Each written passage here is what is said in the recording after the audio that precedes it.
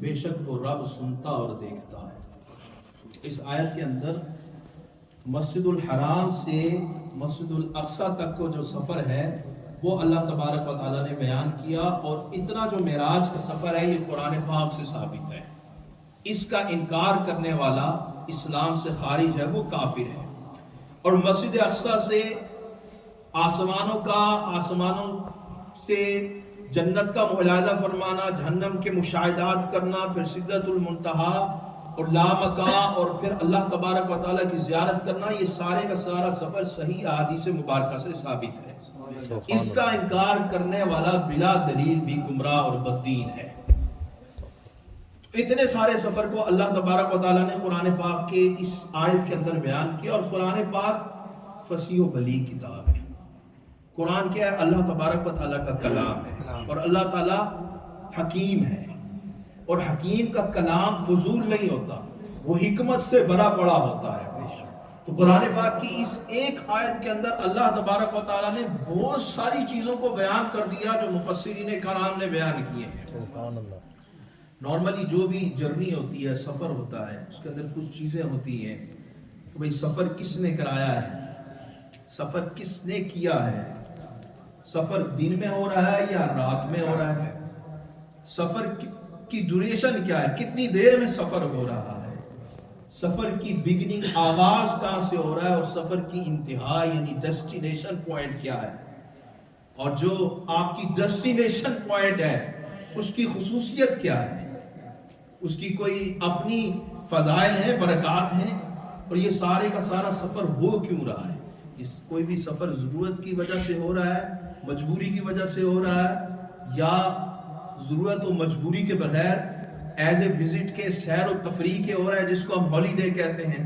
تو اس ایک آیت کے اندر مفسرین کرام بیان کرتے ہیں کہ قرآن کی فصاحت و بلاغت اور اللہ رب العالمین حکیم کا کلام دیکھیے، ساری چیزوں کو بیان کیا، فرمایا سبحانہ، سفر اس نے کروایا ہے جو سبحان ہے، میننگ تمام عیب سے پاک ہے۔ سبحان اللہ۔ اور سفر کس نے کرایا ہے؟ اللہ نے۔ اور سفر کس کو کروایا ہے؟ فرمایا بعبدہ، اپنے خاص بندے کو۔ سبحان اللہ۔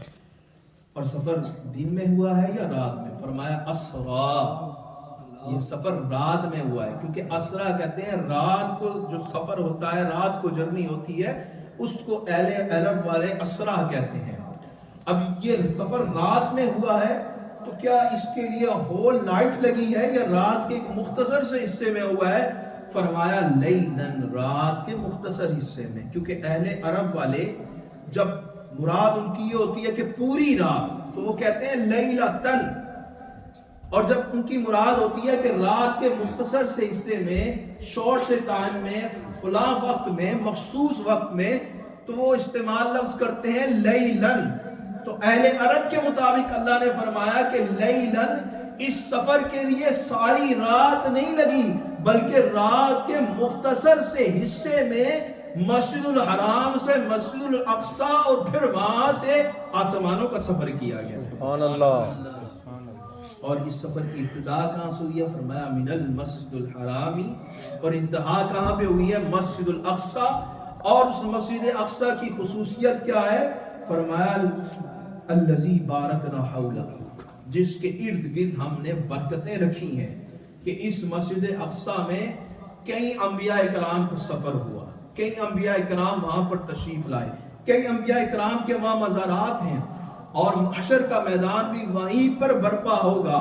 تو یہ وہ مبارک برکتوں والی مسجد الاقصی ہے کہ سفر کی ابتدا بھی بابرکت جگہ سے ہوتی ہے، اور سفر کی انتہا بھی بابرکت جگہ پر ہوتی ہے۔ سبحان اللہ۔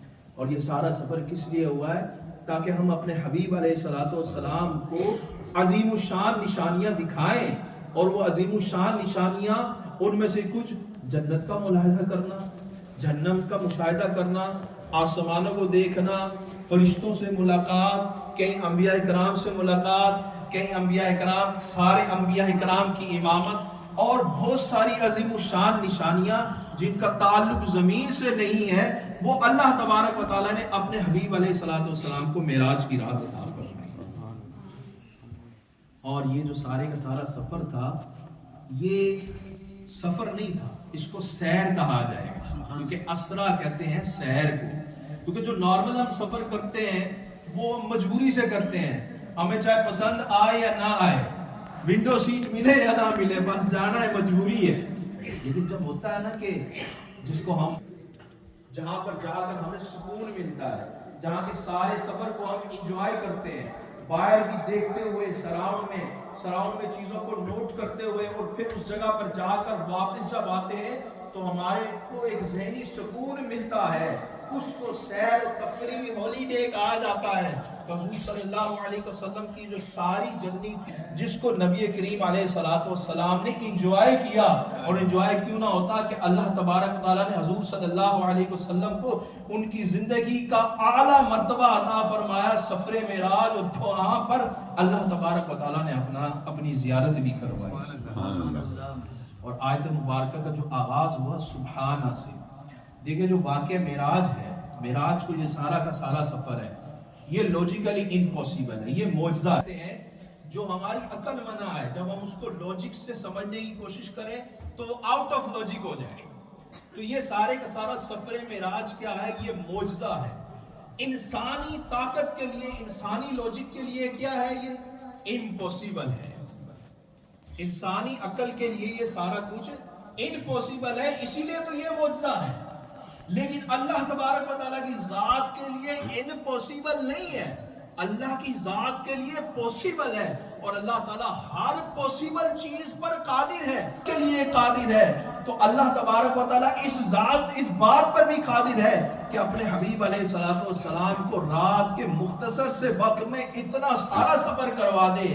اسی لیے مفسرین کرام نے اس کی شرح یوں بیان کی ہے کہ اَيْ أَنزَهُ مِن جَمِيعِ النَّقَائِصِ وَالْعُيُوبِ، وہ رب جو تمام قسم کے عیوب سے پاک ہے۔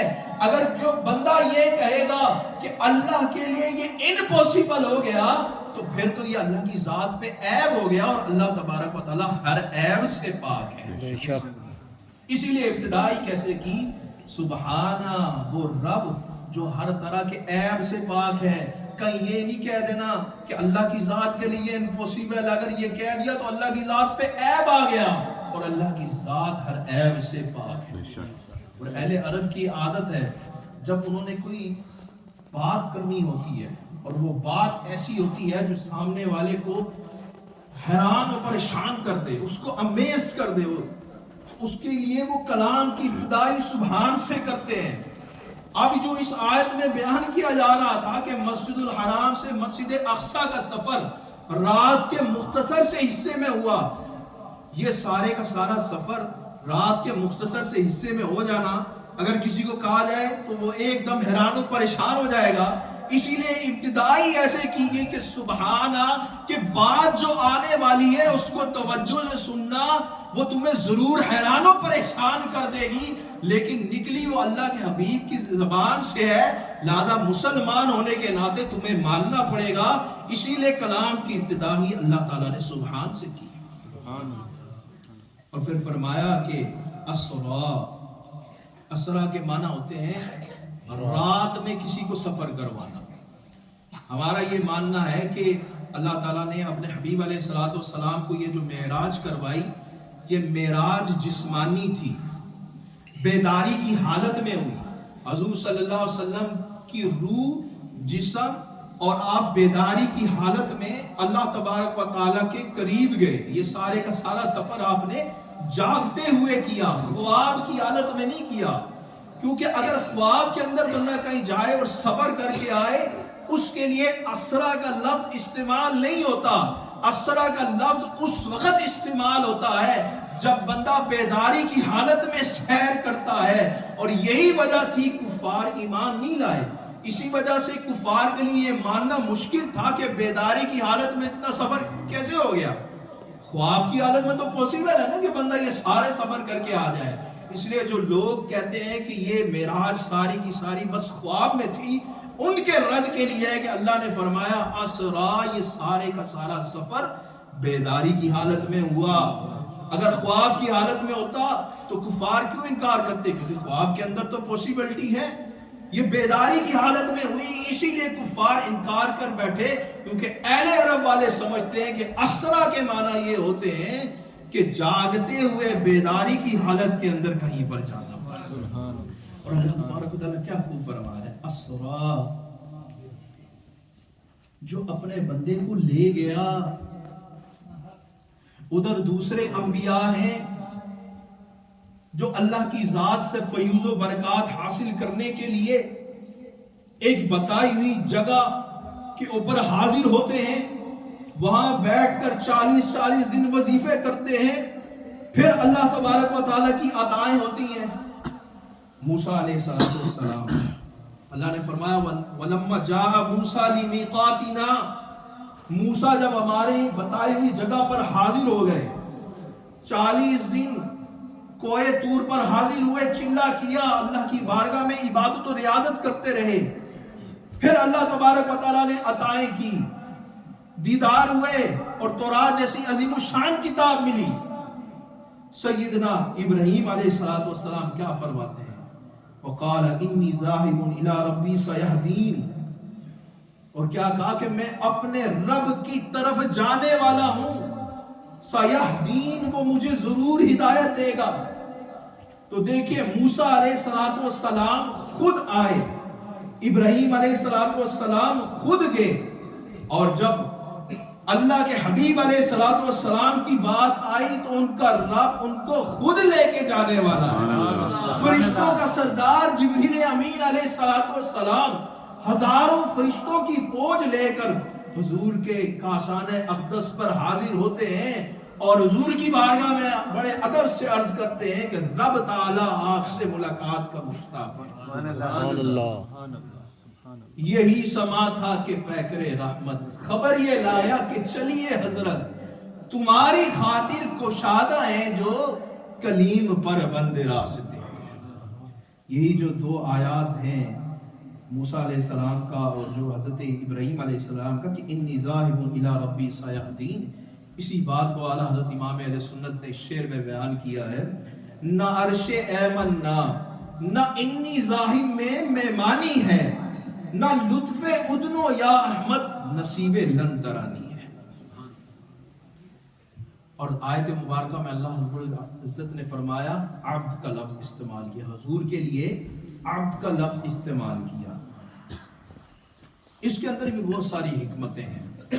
آپ کہتے ہیں اس بندے کو جس کی باڈی بھی ہو اور اس کے اندر روح بھی ہو، زندہ جاوید بندے کو عبد کہا جاتا ہے، مردہ بندے کو عبد نہیں کہا جاتا، جس کی روح نکل گئی اس کو عبد نہیں کہتے، زندہ جاوید بندے کو عبد کہا جاتا ہے۔ تو ہمارا یہ ماننا ہے کہ یہ جو معراج ہوئی یہ روحانی اور جسمانی دونوں طرح سے تھی۔ بعض لوگ کہتے ہیں کہ حضور صلی اللہ علیہ وسلم کی روح معراج کی رات گئی، جسم نہیں گیا، وہ کہتے ہیں جسم زمین پر رہا، ہم کہتے ہیں نہیں، معراج کی رات جو حضور صلی اللہ علیہ وسلم نے یہ سارا سفر کیا ہے، یہ سارے کا سارا سفر روح اور جسم دونوں کے ساتھ تھا، حضور کی روح اور جسم دونوں ہی معراج کی رات گئے۔ سبحان اللہ۔ علامہ فخر الدین رازی رحمۃ اللہ تعالی علیہ نے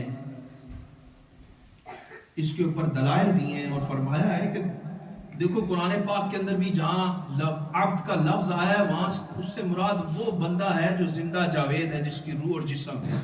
جیسے اللہ نے فرمایا ارأیت الذی ینہا عبدا اذا صلی، کیا تم نے نہیں دیکھا اس بندے کو جو نماز سے منع کرتا ہے؟ اب دیکھیں یہاں کیا ہے، عبدن، بندہ، یہاں وہ بندہ مراد ہے جس کی روح اور جسم دونوں ہے۔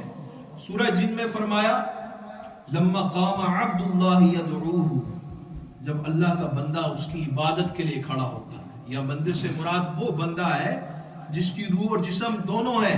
تو قرآن پاک میں کئی مقامات پر جو عبد کا لفظ آیا ہے اس سے مراد وہ بندہ ہوتا ہے جس کی روح اور جسم دونوں ہے۔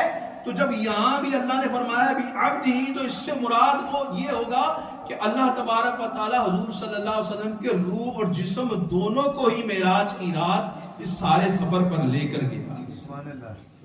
علامہ قرطبی رحمۃ اللہ علیہ فرماتے ہیں وَلَوْ كَانَ مَنَامًا، کہ اگر یہ سارے کا سارا سفر روح کے ساتھ ہوتا، سوتے ہوئے ہوتا، خواب کی حالت میں ہوتا، تو لَقَالَ بِرُوحِ عَبْدِهِ وَلَمْ يَقُلْ بِعَبْدِهِ، تو اللہ تعالیٰ عبد کے جگہ یہ ارشاد فرماتا بِرُوحِ عَبْدِهِ، اپنے بندے کی روح کو لے کے گیا، لیکن روح کا لفظ استعمال نہیں کیا بلکہ عبد کا لفظ اللہ نے استعمال کیا، اور عبد کا اطلاق روح اور جسم دونوں پر آتا ہے۔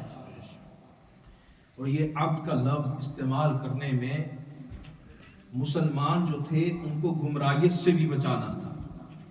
عیسیٰ علیہ السلام کا بھی اسینشن ہوا، آسمانوں کی طرف اٹھائے گئے، تو اس سے کیا ہوا کہ جو عیسائی تھے ان میں سے بعض گمراہ ہو گئے، وہ یہ سمجھ بیٹھے کہ اللہ تعالیٰ نے ان کو اتنی عزت و مرتبہ عطا کیا جو کسی نبی کو نہیں ملا، اللہ نے زندہ آسمانوں کی طرف اٹھا لیا، یہ تو اللہ کے بندے نہیں بلکہ اللہ کے بیٹے ہیں۔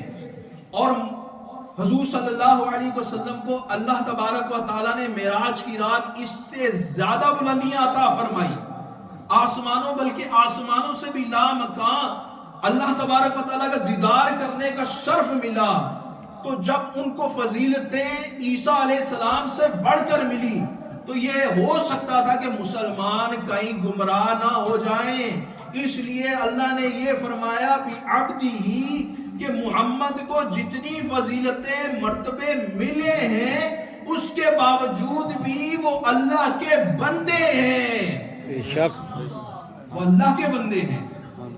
عیسائیوں کی طرح یہ کلیم مت کر بیٹھنا کہ اتنی زیادہ عزت و مرتبے ملے ہیں، کہیں وہ اللہ کے بیٹے تو نہیں ہو گئے، وہ کہیں خدا تو نہیں ہو گئے۔ تو مسلمانوں کو گمراہیت سے بچانے کے لیے اللہ تبارک و تعالیٰ نے یہ عبد کا لفظ استعمال کیا۔ اور دیکھیں یہ ایک تو ہوتا ہے نا عبد کہنا، لیکن اللہ تعالیٰ نے فرمایا بعبدہ، ہمارا بندہ، اپنا بندہ۔ بندے تو سارے رب کے ہیں، لیکن بندہ کامل وہ ہے جس کو اللہ تبارک و تعالیٰ کہے یہ میرا بندہ ہے۔ اور حضور کے بارے میں اللہ نے یہ فرمایا بعبدہ، میرا بندہ، اپنے بندے کو ہم لے کر گئے۔ اور اللہ تبارک و تعالیٰ کی یہ عادت جاریہ ہے کہ اللہ تعالیٰ اکثر جب اپنے نبی کا ذکر فرماتا ہے تو اپنی طرف اضافت کر کے، نسبت کر کے اللہ تبارک و تعالیٰ ذکر فرماتا ہے۔ کئی جگہ قرآن پاک میں اس کی مثال ہے۔ اللہ نے فرمایا فَأَوْحَى إِلَىٰ عَبْدِهِ، عبدہ، عبد نہیں فرمایا، فَأَوْحَى إِلَىٰ عَبْدِهِ مَا أَوْحَى، وہی فرمائی اپنے بندے کی طرف جو وہی فرمائی، اضافت کے ساتھ فرمایا أَلَيْسَ اللَّهُ بِكَافٍ عَبْدَهُ، کیا اللہ اپنے بندے کے لیے کافی نہیں؟ تبارک الذی نزل الفرقان علی عبدہ لیکون للعالمین نذیرا، بڑی برکت والا ہے وہ رب جس نے قرآن اپنے بندے پر اتارا تاکہ وہ سارے جہانوں کے لیے نذیر ہو جائے، ڈر سنانے والا ہو جائے۔ فرمایا هو الذی ينزل علی عبدہ آیات بینات، وہی رب ہے جو اپنے بندے پر آیات بینات، روشن آیات نازل کرتا ہے۔ تو ان ساری آیات کے اندر عبد کا ذکر مجرد انڈیویژل نہیں ہے بلکہ اضافت کے ساتھ ہے عبدی ہی۔ تو دیکھیں جب بھی اللہ اپنے حبیب کا ذکر کرتا ہے اپنی طرف نسبت کر کے کرتا ہے، اور مزید یہ کہ جب اللہ تعالیٰ اپنا ذکر کرتا ہے تو اکیلے نہیں کرتا، اپنا ذکر بھی حضور کے ساتھ ملا کر کرتا ہے۔ سبحان اللہ۔ جیسے قرآن میں فرمایا وَإِذْ قَالَ رَبُّكَ لِلْمَلَائِكَةِ، جب تمہارے رب نے فرشتوں سے کہا، اللہ نے یہ نہیں فرمایا جب رب نے فرشتوں سے کہا، رب نہیں فرمایا، فرمایا تمہارے رب نے۔ سبحان اللہ۔ تو اللہ اپنی بات بھی کر رہا ہے حضور کو مرج کر کے، حضور کو ملا کر۔ فرمایا یا ایھا الرسول بلغ ما انزل الیک من ربک، اے رسول جو کچھ تمہارے پاس تمہارے رب کی طرف سے آیا وہ پہنچا دو۔ تمہارے رب کی طرف سے، من ربی کا یہ نہیں فرمایا رب کی طرف سے آیا، رب نے اپنا ذکر بھی حضور کے ساتھ ملا کر کیا۔ فرمایا ان ربک حکیم علیم، تمہارا رب حکیم اور علیم ہے، یہ نہیں فرمایا کہ صرف رب علیم و حکیم ہے۔ تو دیکھیے اللہ نے اپنی نسبت حضور کی طرف اور حضور کی نسبت اپنی طرف کر کے ساری مخلوق پر یہ ظاہر فرما دیا ہے کہ محبوب میرا ہے اور میں محبوب کا ہوں. سبحان اللہ. میں تو مالک ہی کہوں گا کہ ہو مالک کے حبیب، یعنی محبوب و محب میں نہیں، میرا تیرا. بے شک. اللہ اکبر. تو یہ دیکھیے صلی اللہ تعالی. اللہ تبارک و تعالیٰ کی اپنے حبیب علیہ الصلوۃ والسلام سے محبت ہے. اللہ تعالیٰ کتنی محبت فرماتا ہے اپنے حبیب. اور یہ جو سارے کا ساری معراج ہوئی، یہ رات کے اندر یہ سارے کا سارا سفر ہوا. علامہ بدر الدین عینی رحمۃ اللہ تعالیٰ علیہ جو بخاری شریف کے شارح ہیں، انہوں نے اس کی کئی حکمتیں بیان کی ہیں کہ یہ سارے کا سارا سفر رات ہی کو کیوں ہوا ہے، دن کو کیوں نہیں سفر ہوا. تو پہلی وجہ آپ اس کی یہ بیان فرماتے ہیں، رات، الحمدللہ ہم بھی رات کے اندر بیٹھے، رات کی فضیلت سنیں. رات کو صرف اکیلی رات کو ہی دن کے اوپر شرف حاصل ہے. پہلی وجہ علامہ عینی رحمت اللہ علیہ نے یہ بیان کی کہ انہو وقت الخلوت والاختصاصی ومجالس الملوکی وہو اشرف من مجالستہم نہارا وہو وقت مناجات الاحبہ. ایک وجہ یہ ہے کہ رات کا وقت خلوت، اختصاص اور بادشاہوں کے دربار کا وقت ہے، اور یہ وقت دن کی نسبت مجلس لگانے سے زیادہ عزت والا ہے. فرمایا وہ وقت مناجات الاحبہ، یہ محبوبوں کی مناجات کا وقت ہے. سبحان اللہ. جو اللہ کے محبوب ہوتے ہیں، نیک بندے ہوتے ہیں، اور رات ہی کو مناجات کرتے ہیں، رات ہی کو بیٹھ کے وظیفے پڑھتے ہیں، اور رات ہی کو اللہ تعالیٰ کی رحمت بندے کی طرف خاص متوجہ ہوتی ہے. اور دوسری وجہ یہ تھی کہ اللہ تعالیٰ نے کئی اور انبیاء کرام کو بھی جو فضائل و برکتیں عطا فرمائی وہ رات ہی کو ہوئی. ابراہیم علیہ السلام کے بارے میں فرمایا فلما جن علیہ اللیل رأى کوکبا، کہ جب رات کا اندھیرا چھا گیا تو انہوں نے ایک ستارہ دیکھا. تو کئی اور انبیاء کرام کو بھی جب جو کچھ فضیلتیں ملی، موسیٰ علیہ السلام پر جو پہلی وحی آئی، جب وہ سفر مدین سے واپس